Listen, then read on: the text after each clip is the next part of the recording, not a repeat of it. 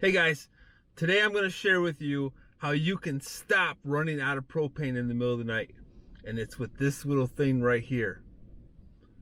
So if you haven't, hit that subscribe button, like this video, because I'm going to make your life a whole lot easier with this video right here. So stay tuned. I see a lot of posts online from people talking about running out of propane in the middle of the night. And we've had this happen in the past, previously camping trips.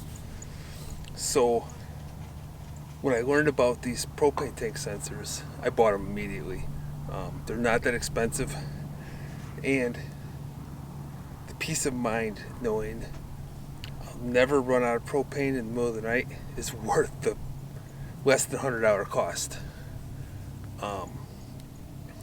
So I normally check mine sometime in the evening and sometime in the morning. I know 16% is kind of my limit. So if it's below 16%, I know I need to switch tanks because there's a chance we might run out in the middle of the night. We could probably go lower than 16, but I don't want to risk it. So that's kind of my cutoff point, 16%. As far as accuracy goes, they're pretty accurate. We were getting these filled up, and they were putting in, it was either 7 or 8 gallons. I can't remember which it was.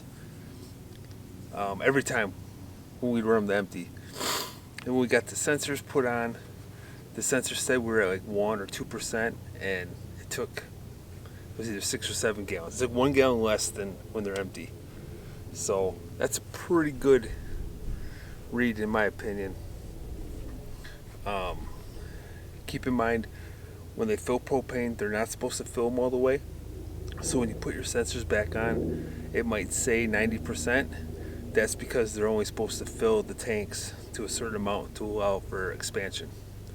So if you get your tanks filled, you put your sensors on, and it's saying it's not 100, that's why, because it's not at 100%.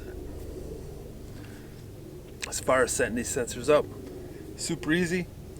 It's literally just take your sensor, take the phone app, sync them, name it, tank 1, tank 2. In my case, I do tank left and right, and then slap it on. You're done. Of all the stuff I bought for the RV, this is probably one of the cheapest things I bought, and probably one of the most used. So they're, like I said, well worth the money. So when it comes to checking these propane tanks, go on the app, pull it up, and it tells me, my left tank is at 14%, my right tank is at 38%. So we're going to go ahead and change these out today. We're going to go fill them. But because we're boondocking and our refrigerator's running off propane, I have to use our grill tank as a standby until I get back. And again, bottom of the tank, you'll see the sensor. Let's pull that off.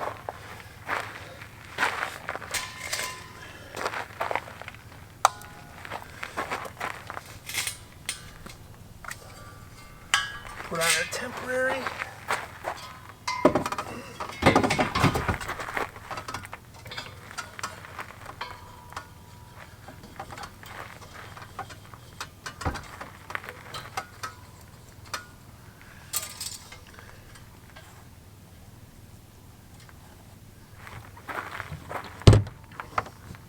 And now keep the fridge running until we get back.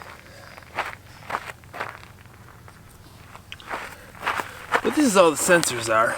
You see there's two magnets there, the sensors in the middle, a little bit of dielectric grease, and they just attach to the bottom. You just have to remember, it's got to be centered on the sensor for it to read properly. If it's off, it just doesn't read right.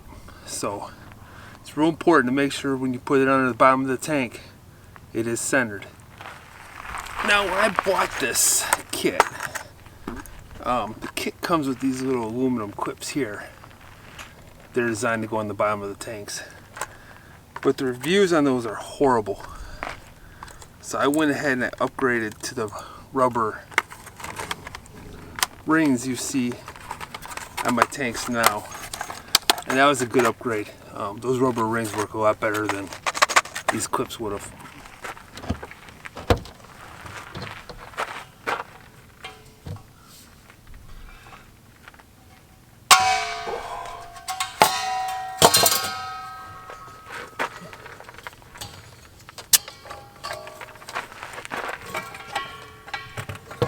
So if you look on the bottom of the tank, you'll see the sensor. And it's just magnet. It just sticks on there with a magnet. And these rings keep it elevated.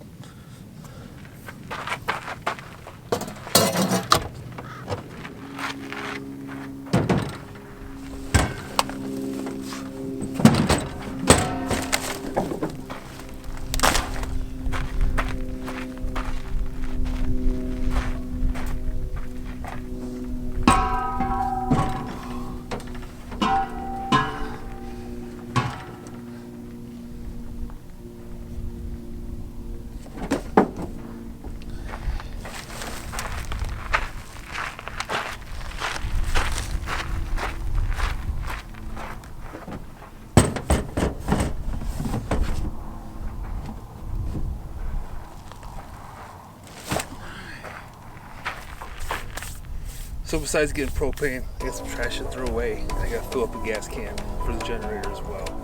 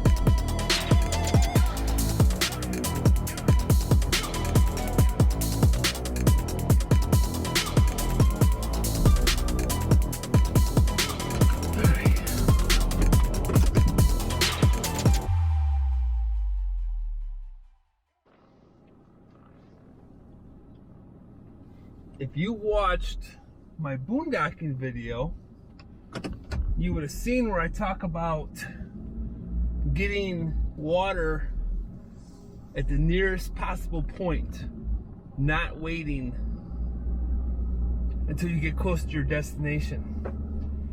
I'll link to that video up above.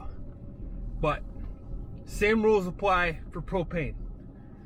So we've been boondocking here, and we need propane, so I came down to get propane, and their propane does not work. The next propane is like 45 minutes away. So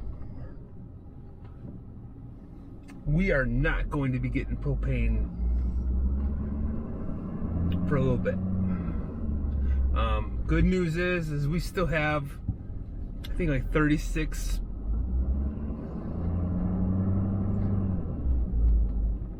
pounds, and we can get down to 16 before we're in trouble. So if need be, we can get by out of propane for today and probably tomorrow. But just another perfect example of don't wait to get stuff. Get it when you have it available, because it's not guaranteed where you think it might be. So, back to the camera.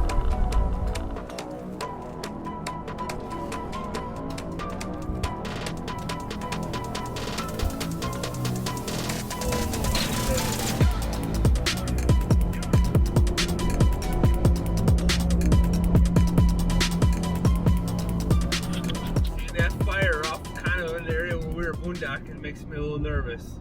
Now I'm pretty sure that's further away than when we were boondocking, but either way, just to see a fire right there, just I hate it. I hate it. I hate it. I hate it. So hopefully it's not a camper and it's something totally unrelated.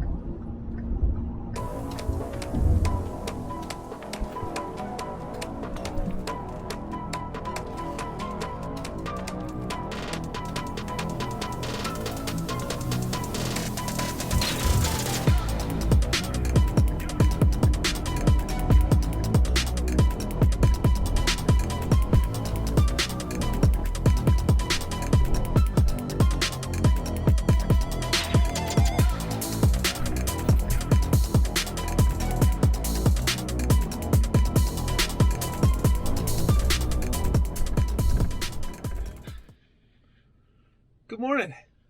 So it's a new day. You might be wondering why I'm talking to you in the truck, and the reason is we have like 30-mile-an-hour winds outside. It is so windy today. But we decided to go to town yesterday and go get propane and get some food and stuff. Fill up the truck with fuel. So I didn't film a bunch of it, but I knew of 3 places in town to get propane. None of them were close.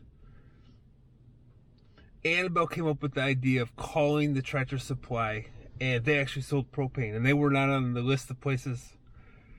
So that saved us. We didn't have to drive as far for propane. But we got propane. And we're going to go out now and we're going to put the new tanks back on. I didn't do it last night. And I'll show you the sensors updating and showing that they're, you know, full tanks, or they'll probably say like 90 or 95%. So let's go fight the wind and do that.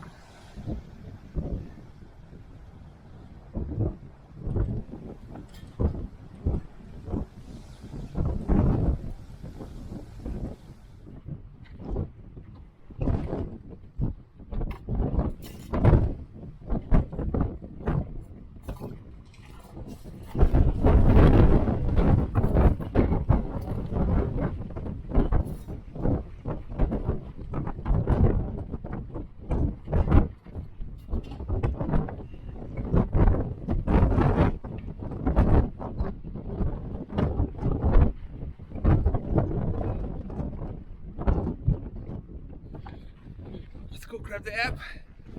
Now I'll show you what it looks like. Alright, tanks are hooked up. That wind is no joke. It is so windy out there today. But so what we gotta do is you go ahead, go back. We're gonna open our app, and then if you look, which I'm doing a screen record so you'll see it, but I'll show you here anyways.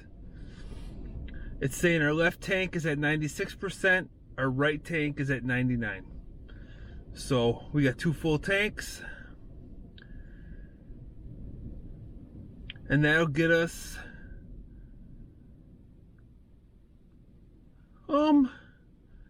I think we're getting about 10 to 14 days on 2 tanks right now.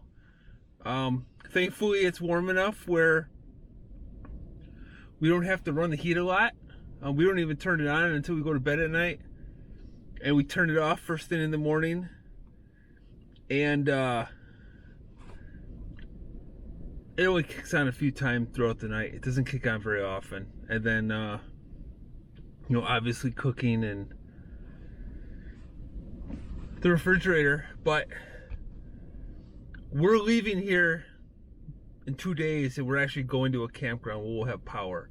So at that point, everything will be running off power until our next boondocking trip, which I'm not sure when that'll be.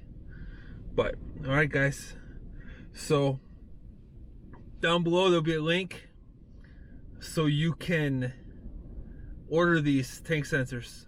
Like I said, they're less than $100. They're like $60 to $70. Money well spent. You'll always know where your tanks are at. So check them out, and we'll see you at the next video.